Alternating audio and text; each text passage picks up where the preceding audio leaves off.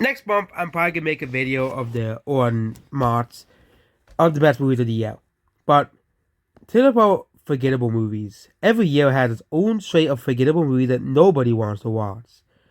Unfortunately, most of these movies, the forgettable movies, are movies that are not part of a franchise. Yep, because not being a part of a franchise means you're less important than a franchise movie, which is very sad because back in the 90s and 80s, a lot of mid-budget and of course 2000s, a lot of mid-budget non-franchise movies were the biggest things. They were the most biggest movies.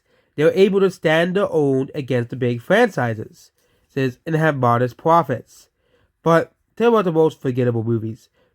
These are movies that people didn't talk about. People didn't genre movies that didn't genre any sort of controversy whatsoever. As well. So movies like Bros will not be out here, or Right Here, or Strange World. Some people may say they're forgettable, but Strange World will still be included in Disney rankings. It will still be talked about when they bring up, forgettable Disney movies. And a movie like Right Here will still be brought up in like worst Pixar movies discussions as well. These are movies that absolutely nobody is gonna be talking about. The first movie is Samaritan. I have seen this movie and it was meh. It was released on Amazon, which further proves to you that this movie's forgettable. They didn't even want to release this in theaters. And it's basically just a generic movie. Okay. It's just it's just a generic movie. Okay. If you liked this movie, it's fine, but it's just when I watched it, I was like, this movie's really generic.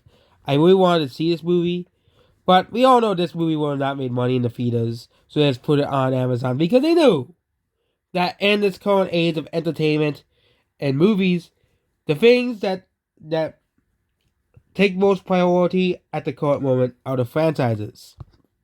And Samaritan, out of all the superhero movies that released this year, is probably the most forgettable. Number two, The King's Daughter. This was a big flop that released earlier this year. It is also considered one of the worst movies of the year. It has a 5.1 on IMDb. But unlike other movies, these that are really bad or really hated, like for example Morbius as well.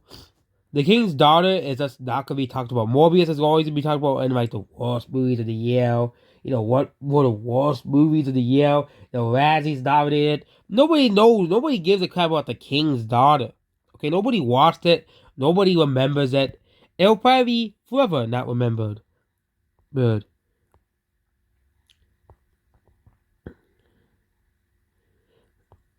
Next is Downton Abbey and New Era. So they made another Downton Abbey movie. And no one watched it. Yep, that's basically the history of this movie. It released a week after Doctor Strange. They were thinking, hey, the first movie did well because of nostalgia. Remember Downton Abbey? People remember it. And it did pretty well. Okay. But I think the reason why it did pretty well is because there was no other movies that came out. Okay. Doctor Strange was still out, and people were saving their money for Top Gun Maverick. So, no one went to go see this movie, essentially. And this movie basically flopped. It's probably going to be a very extremely forgettable movie. I forgot this movie even existed. Again, I never watched the TV show. And it's really, and also really, ever since the pandemic came around, old people, which are the target demographic for this type of movie, did really go out to see this movie. There's a reason why something like I Want to Dance with Somebody, which is another movie that is very forgettable, and that nobody watched, and watched $70-80 million at the box office because no one watched it. Yeah, this is another very big movie. And the thing is, unlike the other two movies we talked about, this movie was actually critically acclaimed. But even then, everybody forgot this movie existed. Next movie, Firestarter. Yep. This movie's like, why are we making this again? Why? And I don't have any plans of seeing this. It's on Amazon for free now, but who would want to go out of their time and waste their money watching this? There's also released on the same week as This also released on like the same week as Doctor Strange, which like really, or at least the week after. And again, this is a remake of Firestarter. Yep, based off a Stephen King book. It's like, did we really need this? Absolutely no! We did not need no Firestarter remake! And this movie's gonna become one of the more forgettable movies of the year because nobody wanted to see it. And nobody likes the movie either. Maybe it was nominated for a Razzie, but I didn't really check.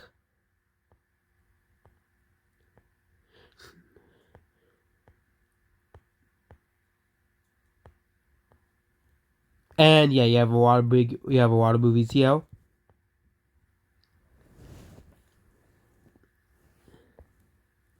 Next is The Man from Toronto. Yeah, this movie is a Netflix movie, and this movie was originally supposed to be in theaters, but I think they maybe dodged the bullet on this one that's flew on Netflix because this movie wasn't really well received apparently. But yeah, they just flew this movie on Netflix, and everybody just decided to just forget that this movie existed.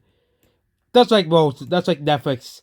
And also, Netflix is also dying anyways, so, they put it on a dying platform. Not even the crappy goth show could save Netflix. So, ain't hell no Man from Toronto, though, is saving Netflix as well. And no one went to go see this movie on Netflix. So, yeah. I think this movie was bound to defeat us anyways, as well.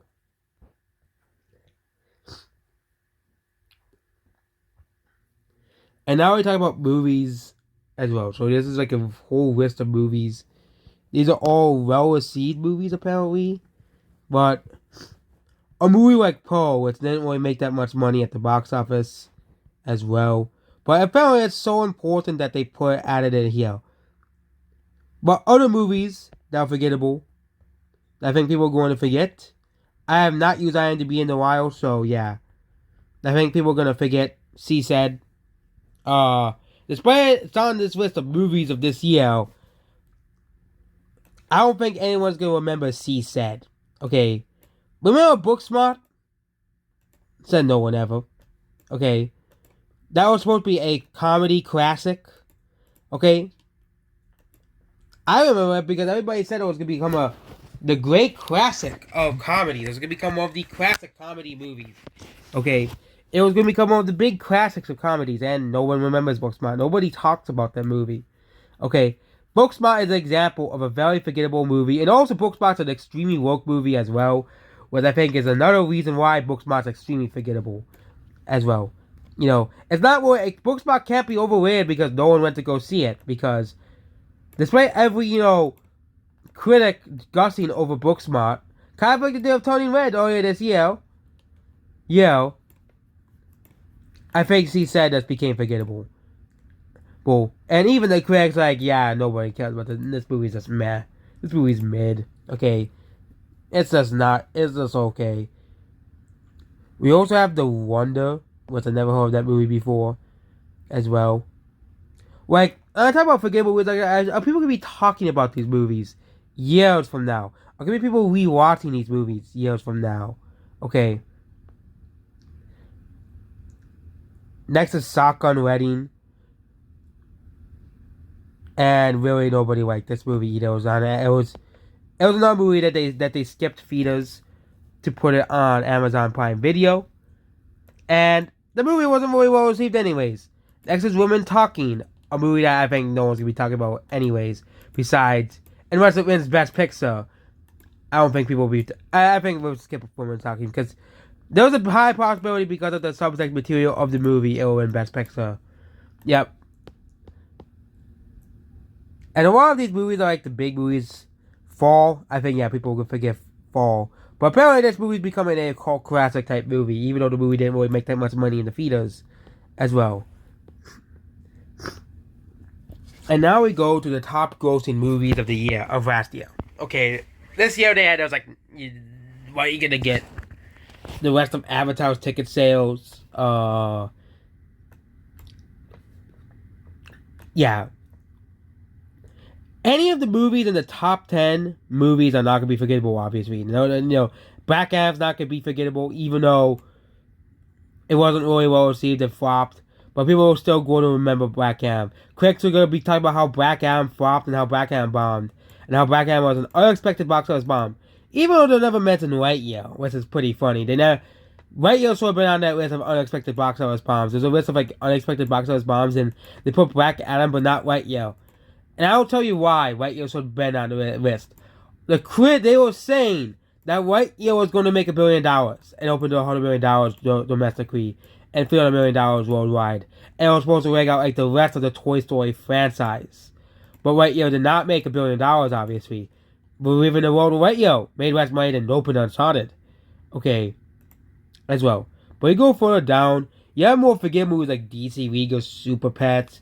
Even though DC League of Super Pets is the 20th highest grossing movie of the year, I just think the movies just become forgettable unless you're ranking animated movies or something like that. But even I think that movie would be still more remembered than the movies we could talk about. So we go further down the list of movies, something like Mac and Rita, okay? Or Honk for Jesus, Save Your Soul. Or a movie like Nightmare Alley. Actually, that released in 2021. Or a movie like Triangle. Oh, wait, that was nominated for an Oscar. Okay, some of these movies further down on the list. C said, as well. Movies like Memory and stuff, Bones and all. Those are the movies that are further down on the list of movies that people wanted to see. Bodies, Bodies, Bodies, and, movies like that. Amsterdam, The 355, Play for the Devil, Moonfall, Devotion. Many movies that came out this year. Ambulance. Yeah, that movie came out the same day as Sonic 2. And, yeah, no one went to go see it. Beast, The Invitation. And really, there wasn't really that many big movies this year. There wasn't really that many movies this year compared to last year. It was kind of like a dead year for movies. You still had your big hits like your Minions, your Top Guns, your Black Panthers, your Avatars of the world. But you had a lot of flops. And I think really Hollywood needs to try better with the non-franchise movies. They really do. Okay? Just because something's not a part of a franchise doesn't mean it should be a death sentence. Because Hollywood is eventually going to run out of money trying to run out of ideas of these franchises. Okay? They can only rely on the MCU so much. Okay? And yes, I get, ever since Jaws came out, you've always had your big blockbusters. But now, they're only the franchise. If your movie's not a part of a franchise, then your movie's kind of screwed. Your movie's not going to do well at the box office. And it's really sad that we have come to the world that it is. If a movie's not a part of a franchise, really,